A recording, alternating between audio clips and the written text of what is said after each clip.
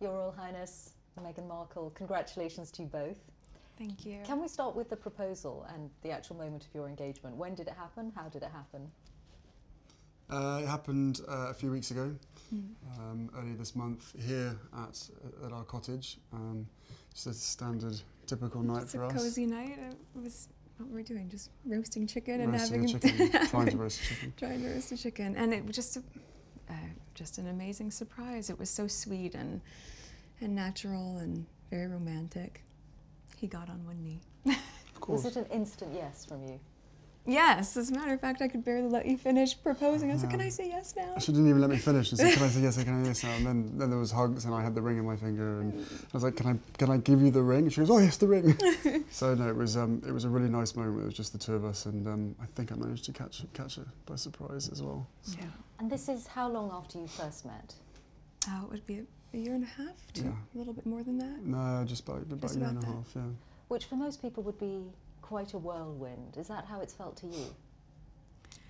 I don't think that I would call it a whirlwind in terms of our relationship. Obviously, there have been layers attached to how public it has become after we had a good 5-6 months almost with just privacy, which was amazing.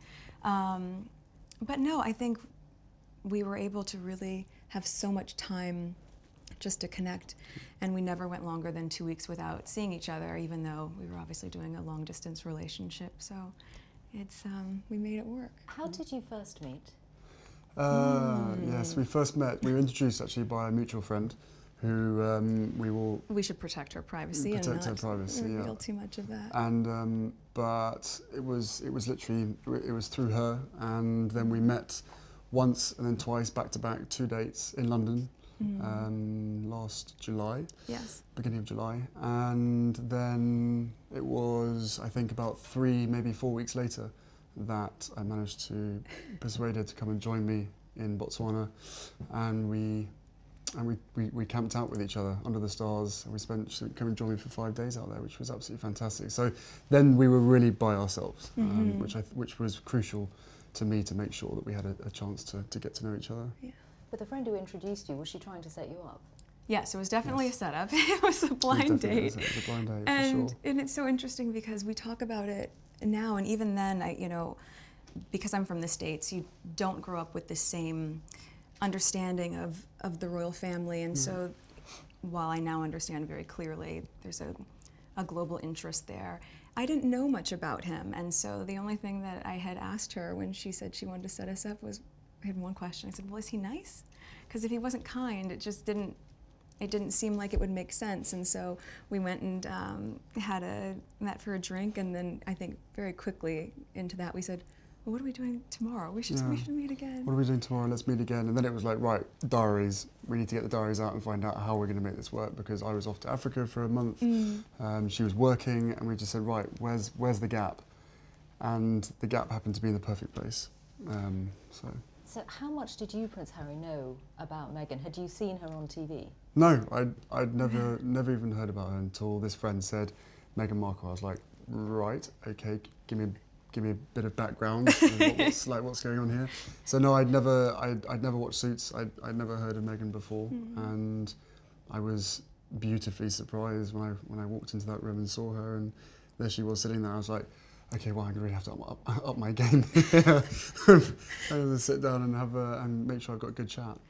I think for both of us, though, it was really refreshing, because given that I didn't know a lot about him, everything that I've learned about him, I learned through him, as opposed to having grown up around different news stories or tabloids or whatever else. Anything I learned about him and his family was what he would share with me, and vice versa. So for both of us, it was just a really authentic and organic way to get to know each other. And was that quite refreshing for you in the way that you've been brought up, with a lot of people knowing a lot about you? Was it refreshing? Or thinking they know. Or thinking they know. Exactly. Yeah, no, it was hugely refreshing to be able to get to know someone who isn't necessarily within your circle, doesn't know much about me, I don't know much about her.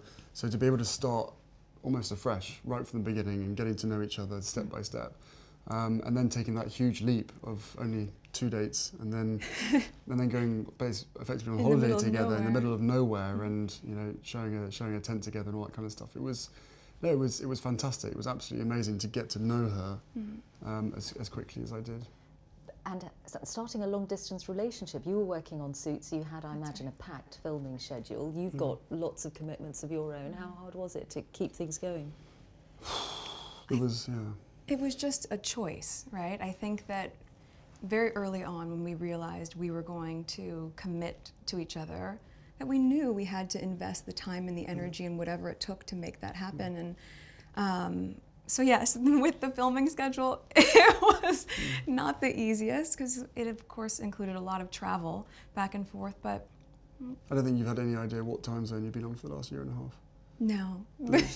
Coming over here 4 days or a week and then going back and then straight into filming the next day, 4 a.m. wake-up calls on a Monday, Yes. Straight into set, you know. And Right off the plane and straight to set, yeah, and just coming I'm just back trying and to doing it trying again. to stay as close as possible, but you know, on 2 different time zones and 5 hours apart does have its challenges. But we made it work and now we're here, so we're thrilled. But in the case of your relationship, unlike for most people, there's this whole layer of what it means to get involved with someone from the royal family. How much of a sense did you have, Meghan, of the enormity of what you were getting into, what it might mean for your life? I think I can very safely say, as naive as it sounds now, having gone through this learning curve in the past year and a half, I did not have any understanding of just what it would be like. I don't think either of us did that. We both said that, even though we knew that it would be. Yeah, I tried to warn you as much as possible, but I think both of us were totally surprised by the reaction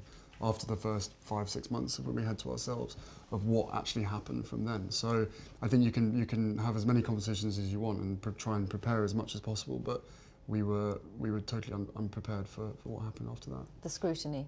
Well, all sorts.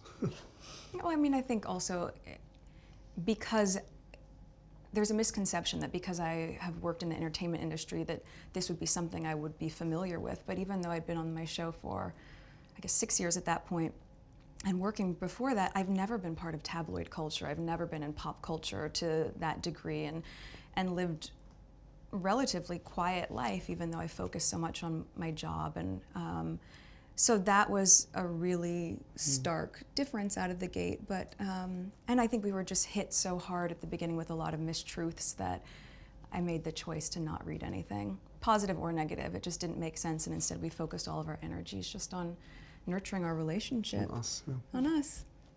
And some of that scrutiny, and you ended up making a very public statement about it, some of that scrutiny was centred around your ethnicity, Meghan. When you realised that, what did you think? Of course it's disheartening. You know, it's a shame that that is the climate in this world, to focus that much on that, or that would be discriminatory in that sense. But I think, you know, at the end of the day, I'm really just proud of who I am and where I come from, and we have never put any focus on that. We've just focused on who we are as a couple. And so when you take all those extra layers away and all of that noise, I think it makes it really easy to just enjoy being together and tune all the rest of that out.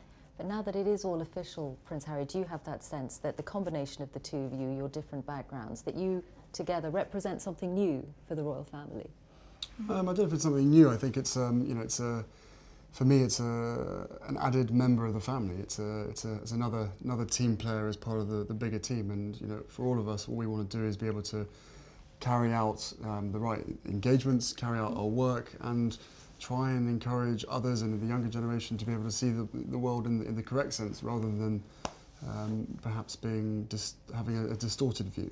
So you know, the fact that I fell in love with Meghan so incredibly quickly was a sort of confirmation to me that everything, all the stars were aligned. Everything was just perfect. It was this beautiful woman just sort of literally tripped and fell into my life. I fell into her life, and the fact that I know the fact that she'll be really unbelievably good at the job part of it as well, is obviously a huge relief to me, because she'll be able to deal with everything else that comes with it. But no, you know, we're a fantastic team. We know we are, and we hope to, you know, over time, try and have as much impact for all the things that we care about as much as possible. I am very excited about that, yeah. And Meghan, given your acting and the profile you had, you'd already been involved in various causes, you'd been an ambassador for UN Women. What about this new role? I mean, you're going to have a bigger platform, a bigger voice. What do you want to do with it? I mean, Sing. Can you imagine? No, I'm not a singer. I think what's been really exciting as we talk about the transition of this out of my career but into the role is that, as you said, the causes that have been very important to me I can focus even more energy on, because very early out of the gate I think you realize once you have access or a voice that people are willing to listen to, with that comes a lot of responsibility, which I take seriously. And at the same time, I think in these beginning few months and now being boots on the ground in the UK, I'm excited to just really get to know more about the different communities here, smaller organizations who are working on the same causes that I've always been passionate about under this umbrella. And also being able to go around to the Commonwealth. I think it's just the beginning of a... There's a lot to do. Really? There's a lot to do.